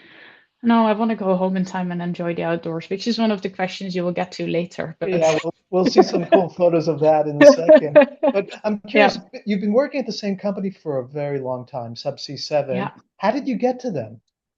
How did I get to them? Yeah. So I actually started with this offshore story during my internship. I went to a place called Ulsteinvik, which is close by Ålesund, because they had the most innovative offshore vessels. And then that's where I realized that I actually really liked that type of vessel. But I also, I sound like a small child now, but I also realized that by the time the boat is actually a boat, the yard has delivered its vessel, somebody else gets to go and play with it. And I was like, no, I want to be that person. I want to be working with this boat. Subsea 7 did not have an office in the Netherlands just yet at that time, but they had just opened an office. Now, my ambition had actually always been to work abroad because I liked the international part. It's also I did an international internship. So I was actually basically just on an orientation. Then I got approached by them because they were looking specifically for people in the Netherlands at that point. And I was a bit like, yeah, but I'll be back in the city. I was born. Wasn't quite the plan, but it's a really great opportunity. And well, the rest followed from that. So I did look at the kind of company that I wanted to work at because it would give me those technical challenges and specifically what I was interested in. It all came together. Yeah, no, it sounds like it. And today, what is your current role and how does a day in your office look like? Office, I mean, I'm not sure if you... Yeah, so this is a question that is hard to answer without giving a bit of a reflection of what the job is that we actually do. So when I say we're doing offshore installation engineering, in the pictures you can see here on the right-hand side, so the one that I'm actually on the quay side, is one of our larger installation vessels. And basically what we do with these vessels is we connect the wells on the seabed to the platforms that either store oil and gas or transport oil and gas. So to capture it in a nutshell, it's like subsea plumbing. And we do this like here in Norway, it's we can go as shallow as 30 or even like beach approaches, 30 meters to beach approaches. When I was working in Houston, we would go up to 2,000 meters water depth. So this big crane that you see on the vessel on the right hand side, that's a 900-ton crane that can deploy complete structures as big as a bus down to the seabed, and that's what we'll connect to the well. And then we install metering systems, we install pipelines, we install cables, connections. So the role that I have at the moment is that I'm the engineering manager for one of our projects that we're currently executing in Norway. So that means that I'm responsible for all engineering done for that project. And that goes from geotechnical engineering to design engineering of these structures. It goes to hydrodynamical engineering because when you deploy a structure through the splash zone, the vessel moves, you get loads on the crane, you get loads on the structure. You need to work with the environment. There is a lot of structural design, fabrication work, pre-commissioning work. There is survey work that's not technically categorized as engineering, but we need to work a lot with them because you've got very tight installation tolerances. And my role is to make sure that that we're well staffed on the project, that the people that are on the project understand what they're doing, that that we have the proper resources there, that the engineering that we're doing is appropriate for the job we're doing. We've got lots of processes and procedures to follow, of course, but We do loads of reviews. We do reviews with the offshore personnel, where the people that actually execute this come to our offices and review with us that everything we do works, is safe, is the most efficient way of doing it, is within the capacity of the vessel. So how long do I go on? It's basically yeah, everything from the drawing table to going offshore, being there, making sure it gets done properly. Now, that last part as an engineering manager, I don't do so often anymore. They want me to support it from onshore. But on the left hand side is a photo from one of my earlier days, and there I'm on the FPSO, floating production storage and offloading vessel, where we had just pulled in a riser from the vessel, from our installation vessel to that FPSO, and then yeah, you're on shift with a walkie-talkie, and making sure that you talk to the vessel, and yeah, the work gets executed as you've planned it. And Amirta, you mentioned working in many different places around the world. What Yeah. advice would you give people who want to make the most of an international assignment? Yeah, I think the most important thing is to be open, to be open to where you're, to be open and to be curious. And I would expect if you're going internationally, you've already got that open-minded mindset. But it's really, I think it's really important that you you realize you're going somewhere else.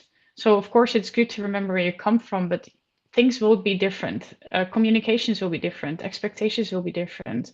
As you just discussed with Nick, or the question was with Nick, do you speak the language? Try to learn the language as soon as you can. Yes, we all speak English at work, unless I'm in a room full of Norwegians, and then it will very quickly go to Norwegian.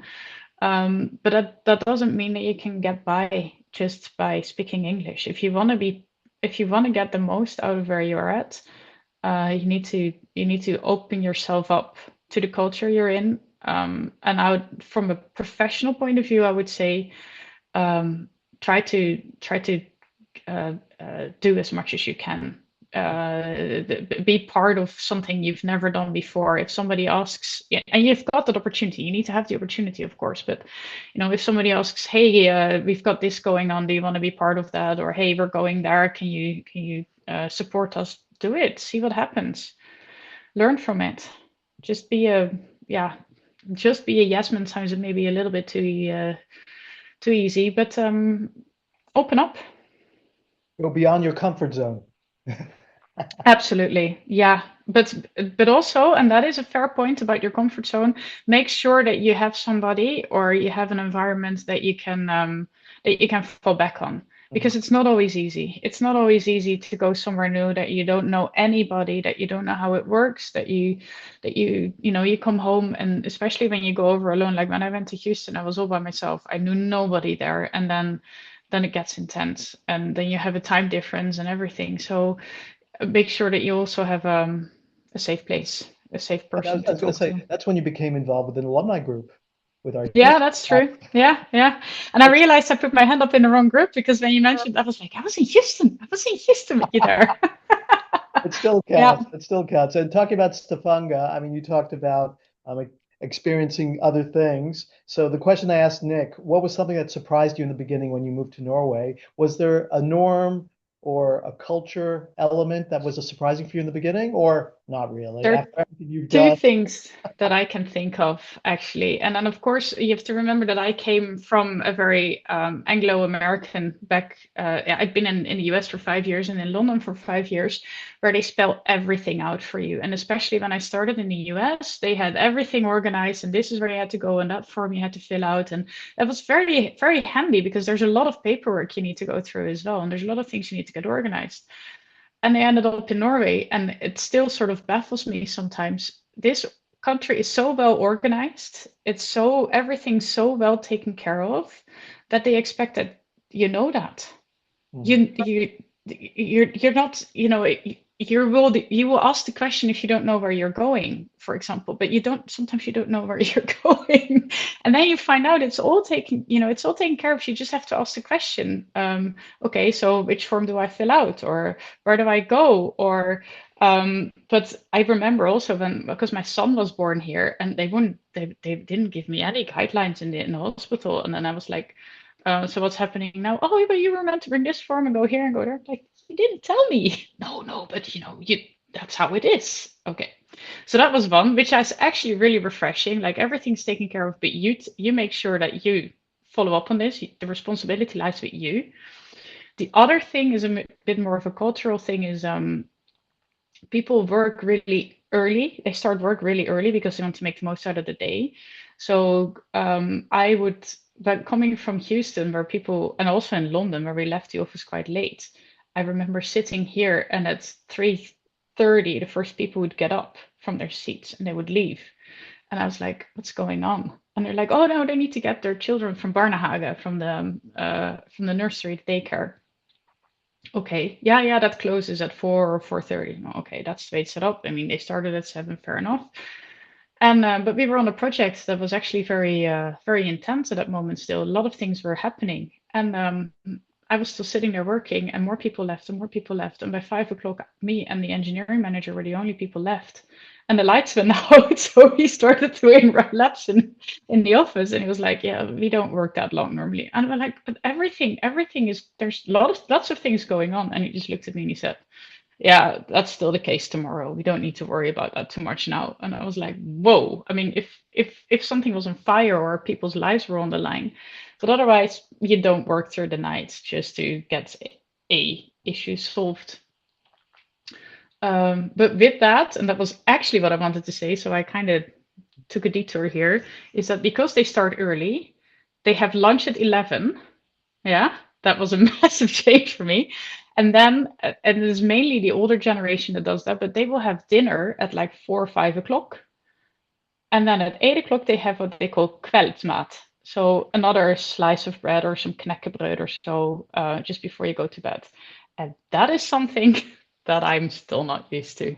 That the lunch at 11 I can do, I turn it around. I will have a snack or so at 4 and then a dinner at 6 or 7. But And Mirta, yeah. what did you call the 8 o'clock meal? The knö? Kveldsmat, so evening food. Kveldsmar. So we are Kveldsmat. almost at the Kveldsmar point. Yeah, yeah.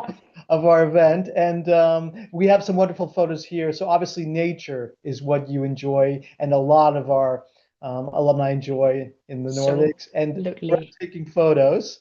I think what I'll do now is start the break. What we're going to do is a 10-minute break. So people can go to the bathroom if they need to, get a drink, because we have a toast moment. Also, if you have a snack, this is what I found in my supermarket, and hopefully you see the flavor. It's a unique to the Netherlands.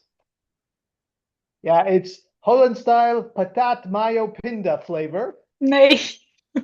And they also, by the way, have a bitterballen flavor. But we're going to take a 10-minute break, and we will. Oh, yes. Sorry, do we want to get to the questions before the break, or do you want to do that after? We'll do it after. We'll do it after. Okay, Yeah, don't mind me then. I just want people to take a break and bring some food, and then we'll answer the questions. And also, if there are more questions, throw them in the chat. So we will be back at 58. Okay, 8:58, folks. So see you in a bit.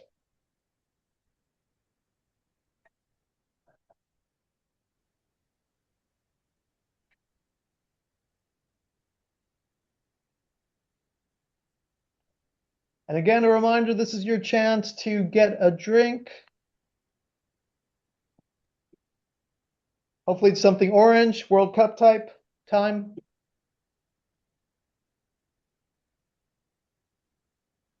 And I see Carl sweating in the meantime because he will come up with all the breakout rooms where you need to be in. But he's looking very confident. Joe, the math works out. Things will be fine. Komt goed.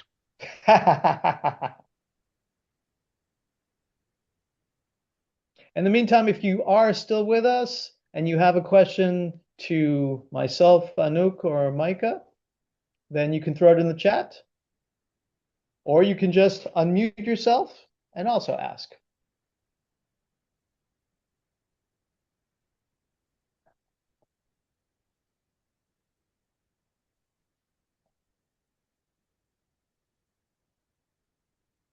I see, by the way, Jan has a really nice cover photo. And one of the Wageningen stories that didn't make us was about how they're tracking eels using DNA, which is really interesting.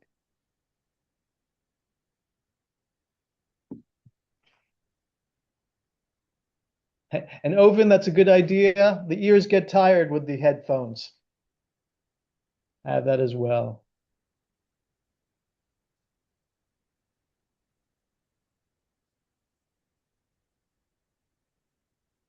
And Mirta, I'm really happy you found the solution of 2 devices because it worked well. Goed gedaan. Yeah, a little bit of creative. Yeah, did indeed. It works. That's good. Yeah, troubleshooting. Hey, whenever we have a technical issue, people will usually say, but you're a technical university. You should come up with a solution for this. Yeah, the amount of times that we actually have this in meetings, and you go into a meeting room, because all our meeting rooms have different software or different systems they use. So every time you go into that in a different meeting room, you just have to go in early and make sure that it actually works. And then we're sitting there, and I'm like, it's impossible that for an engineering company we struggle so much with actually just getting a Teams meeting up. You would not believe when we have, for example, dealings with the Ministry of Foreign Affairs, we always pray, no, we don't want to use your system. There are always issues with your telesystem. But I think most of us use Teams, and we've gotten used to it. But again, for social things, we find Zoom somehow is better. I can see it with the layout and the interaction. And the fact that you can change your names. I mean, usually Teams is quite rigid. It sticks to your corporate identity. Yeah. I love the time when, and I don't know whether that was Teams or whether that was an older software that we used, but when they would always announce you when you would come into the meeting. And of course, that was an English speaking voice. So all of us just got out. It was horrible, but I have a colleague who's got an Irish name, and you pronounce it as Aveen, but you write it as Iobian. It was horrible. All these people would just, entering the meeting, and they would be from all over the world, and you would always get this kind of, yeah. But I like that idea, being announced as you enter the virtual room. Joe has entered the room. It's actually very distracting. Yeah, I can imagine. I can imagine that. Hey, Nick, do you in India have certain cities or provinces where you Well, we are aiming? currently mapping where we want to enter first, but there is this national work group. I think it's called the National Action Plan for Prevention and Control of Snakebite and Venoming. But so that would be great because they only exist for 2 years now. But we will soon decide on the province. Yeah. Yeah. Well, Nick, we're up to the challenge. Give Yeah. us a few criteria. Nice. Yeah, no, Anouk, I really would like to maybe book a meeting with you. So Yeah. I mean, I will go on holiday next week, but I mean, I can do a few I have some meetings with India already, so it's it will be good to have a chat. Yes. I'm quite busy next 2 weeks, and after that you are on holiday, and after that I'm on holiday. But now let's see what will. Let's see if there's a gap. If not, it's not. But it would be much appreciated. Yes. Yeah. The cool thing is, Nick, so I was talking about the power of the 4TU network. So we work more and more with the Ministry of Foreign Affairs, with the Innovation Attaché network, and they love the fact that if there's a certain activity or they need a certain expertise, they can reach out to our network. Yeah. And we find people for them. Yeah, that's amazing. Yeah. And the win-win here is that we match them with someone, but they end up visiting our campuses with delegations. That's also nice. It's a two-way. It's a two-way street. Yeah. Yeah, and Mike, I cannot make it on October, sadly, but next time. I can imagine it's not not around the corner just for a day. It's just if you happened to be around, it's also the start of the autumn break. But if you're ever around, always welcome, even if it's not the alumni day. No, okay. Nice. And Nick, I'm not sure if you were around, but they totally renovated the main building, right, Micah? That's done or not? The main building, I was still there. Atlas, right? Yeah. Yeah. I think that's the one you mean, right, Joe? Yeah. Yeah. You know, when I last visited you, it was a mess, but now everything is organized, I think. Then you have not been there for a while, I think. I think last time it was no, because I've been there now for 3 years and it was already perfectly fine when I. Otherwise, I wouldn't have worked there. Apparently, Joe needs to visit soon, I think. 17 October, Joe. Yeah. We'll sneak you in. And so we have, folks, If we have 2 more minutes, by the can way. just ask a quick question. I was just wondering about venom and everything that you studied, and I was thinking, why didn't you go to Asia or Africa? Yeah, so many people are asking, Denmark like, doesn't really why seem Denmark, like right? Yeah. Good question. Great question also. Actually, the thing is, this one professor at the Technical University of Denmark, he really set up this whole group specializing in this field. He was apparently the first person who thought, let's apply the modern biotechnology to this problem. And he became a world-leading expert. We are really at the forefront of the world, and Africa and Asia is not there yet. So of course there's not that many. There's one venomous snake in whole of Europe. So it's there's not per I se was a thinking problem. it must be the same one in the Netherlands and in Sweden. Yeah, it's the viper. The Yeah, the European viper, viper. exactly. Yeah, but that's it. The thing is, that's also why there's hardly any funding. I think. I saw a statistic that do you guys know the movie the Snake on the Plane or something, the Snake Plane? Yeah, there was more budget for that movie than there is funding for research in a whole year. Oh all my right, God! so it's extremely underfunded. And the only reason why we could do this was because of an institution in the UK, a Wellcome Trust. They founded us, so that's why we are here. Yeah, I did my thesis project in Tanzania, Africa, and All there right. I saw a few venomous snakes, and amongst others, Only skiing, we not had one in the corridor at the university, a green mamba coming out of a yes. case. I also saw that in Tilburg at some point the green mamba was loose, not too long ago. Nick, Richard, right. You know, I need to sleep well tonight, so no stories about snakes. Sorry, Joe. Please. By the way, Nick, you mentioned being the only person from Denmark. I see Isolde here. She's also from Denmark, so there are more people. Nice. You are not alone. Good. Yeah, some people came in. Yeah, okay. In the meantime, okay. So. Micah, can you tell us what questions we have for Mirta? Sure. We have 2, and there's a link, so I'll read them both, and then Mirta, you can answer them as one, I suppose. So one is from Richard, who we just heard from. How do you prevent leakage when you work with oil and gas? And is or can this really be sustainable? And then Diederik Jan adds, the passion for your job really comes through. It's nice to hear, and I agree with him. And then he says, semi-related to Richard's question, working adjacent to the fossil fuel industry, does that ever play on your mind? And then he's very kindly saying, asking as someone working in aviation, so no judgment. Yes, of course, it does. It does, and it becomes more and more when you. I'm now talking about like fossil fuels and all that, so it becomes more and more, especially since there's more and more focus on this. The thing for me is it's a bit two-part. One part is that we need fossil fuels. It's that simple. It needs to get done. And then the other part is that it's actually technically super interesting and challenging to do this job. So that's what drew me in the first part. Now we do work with this sustainable work. We really want to be working more in like floating wind and all that, for example. But there's no money in that. The money is in the fossil fuels. It's in the oil. So while we're setting that up, the core part of the business will still be oil and gas.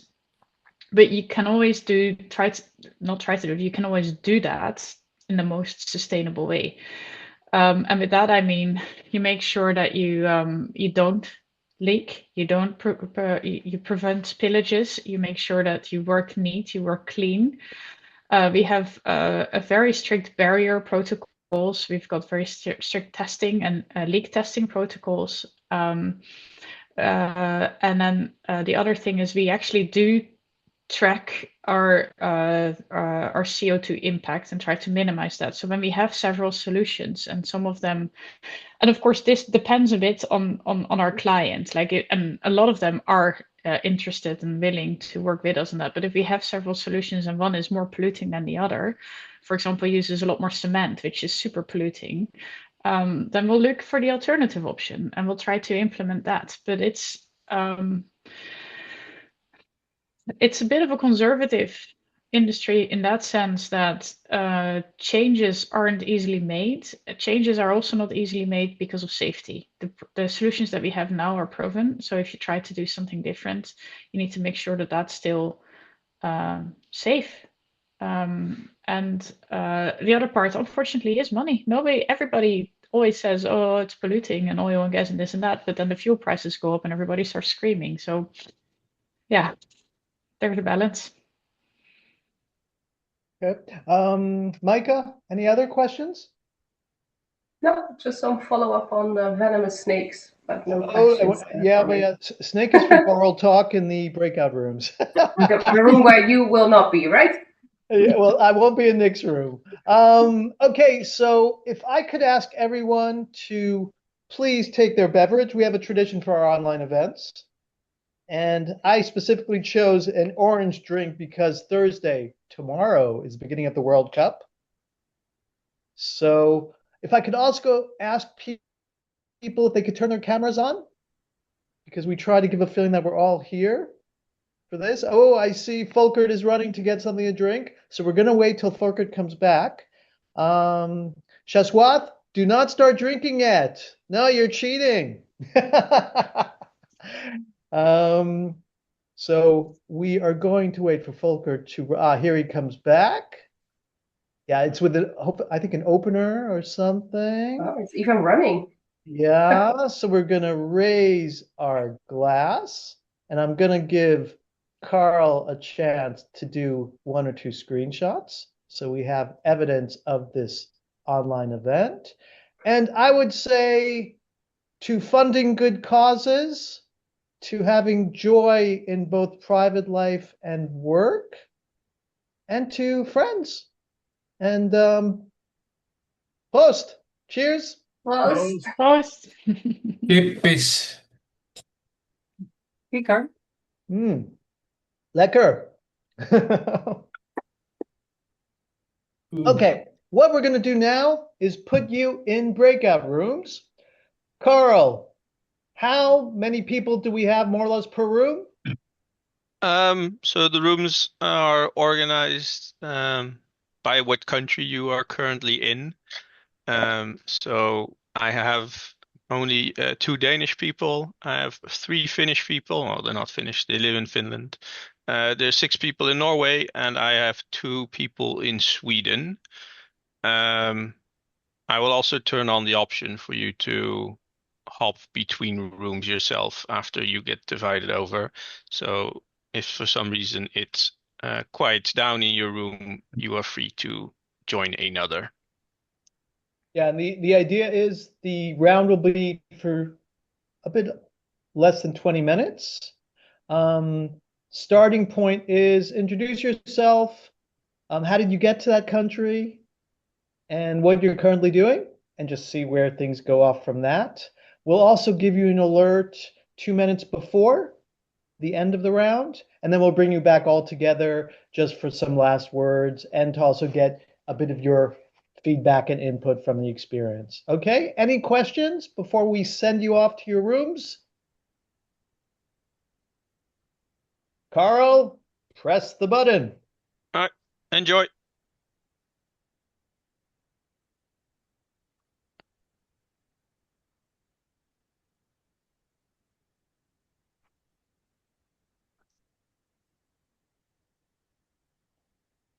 Carl, did you split Mirta? Meaning, is her voice in one room and her face is No, here? she's both still here. She's both still here. Yeah. I will send both Meertes to the Norway room as well, since she is currently living there. Well, bye, Meertes. Bye. And Anouk, you have the power to jump into rooms. Ja, Er is nog één Meerte bij. Oh, ja. Alle Meertes zijn weg. dat probeer ik. Because they're all your people. Ik mag Anouk niet verplaatsen. Nee, ik zit ook even te kijken hoe dat... Jeetje, hoe ging dat ook alweer? Or can you put her, Carl? No, she is not in my list. Nee, ik zie mezelf... Oh, hier, breakout rooms. Dus daar eens op gaan klikken.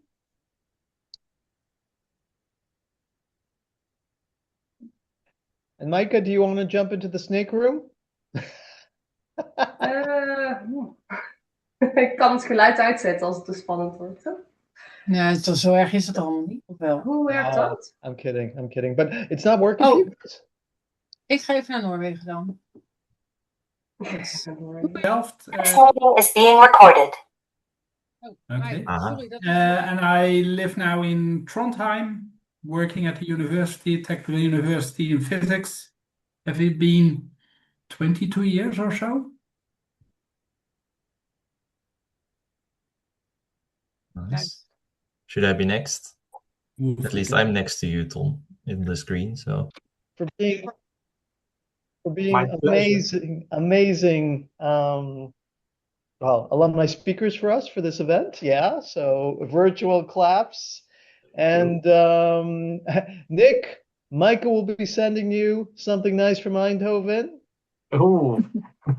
And Anouk, does Delft have something from? I will send it by post, but I will show it because these are socks. TU Delft socks. This is a special gift because you can only get these when you are volunteering for TU Delft. And these socks, there are different kinds, every year another design, are designed by alumni. So we ask one alumnus each year to design our sort of happy socks. Happy socks. And if you want to obtain them, you have to do some volunteering. So be mentor, have a guest lecture, alumni talk like Meerte did this evening.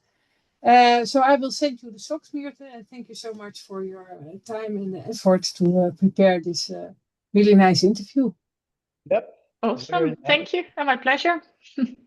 Very nice. And it's been a long time since we did an online event.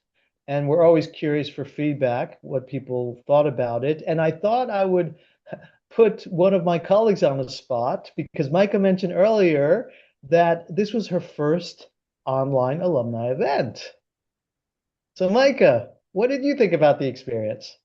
Yeah, I really liked it. I joined the TUE alumni team after COVID, so there hasn't really been a necessity in that way to have online gatherings, but we're also a very small team and I'm not always able to travel everywhere with my colleagues. So this was a really nice way for me to also meet some of our 4TU alumni in this way. And I joined the Denmark conversation for a little bit, which was very interesting. So yeah, enjoyed it. Okay. And the rest, what feedback input do you have to the experience?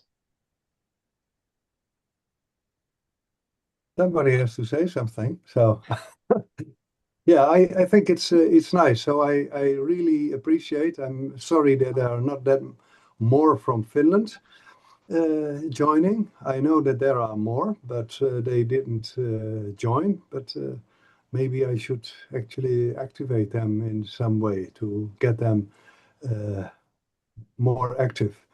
I'm thinking about that because I'm also in conflict with some other association here who is also organizing things for the Dutch, but I will see if I can do something for that. Mm-hmm. And nice, but thank it's you. really interesting. It's nice. So the next time I hope also to be present in this online event. Yeah. Okay, thanks, Arend. Any other suggestions? of how perhaps we can attract more people, or how the format could Just be improved? one possibly. It's my first time joining. I was struggled to find the link and that logistics there. But I looked at the LinkedIn group, and that seems to be fairly quiet as well. So I don't know if maybe some marketing on there for this sort of events would already be something. And then from that, there might be a little bit more movement. Yeah, no. Other than that, really interesting and yeah, fun to hear what's going on and see what people are getting up to, sort of thing. So yeah, thank you. Oh, cool. Thank you. Okay, well, we're definitely going to take that on board, using the LinkedIn communities we have, and also trying to promote more what's happening in your different communities. I have one more compliment, if I can. Go for I it, never had this that you have speakers, but you kind of interview them. I really like this format. I think it's a very good idea. Hey, it helps when we have really good speakers. So yeah, that's a, It it's a good also point. helps Very when we nice. get the questions ahead of time, because it saved a lot of stammering. So thank you for that as well, for giving us an opportunity to be prepared. Okay, well, I think with that, I will thank everyone for joining this gathering of the Nordics. Yeah. We hope perhaps in 2027 to also be physically there in some way, right, Anouk? Yeah, it's we want to, but we have it's some budget complicated, cuts at the moment. So but to have maybe through volunteers some more activities, that definitely. But don't forget, the door on all our campuses is open. So if you're back in the Netherlands, we would love to see you for a cup of coffee. And otherwise, Anouk, yeah. Yeah, we will send you an email with all kinds of information, also about how to connect to your university, what you can do for the university, what the university can do for you. So it will be an email with a lot of links and those kind of things. But I think then we have all the information together, and that's Exactly. should help. And we'll include also the news items we shared, the full link, so you can read all the interesting stories. Micah, any other last words? The group, well, just saying, maybe also include the group picture in the email. But just thank you, everyone, for joining us. Thanks a lot. Fine avond and go Oranje. Morgen, huh? Yeah. Bye, guys. Thank you. Thank you. Bye-bye. Bye. Thank you. Ciao, ciao, bye. Ha det. Hey. Thank you, Joe. My pleasure. I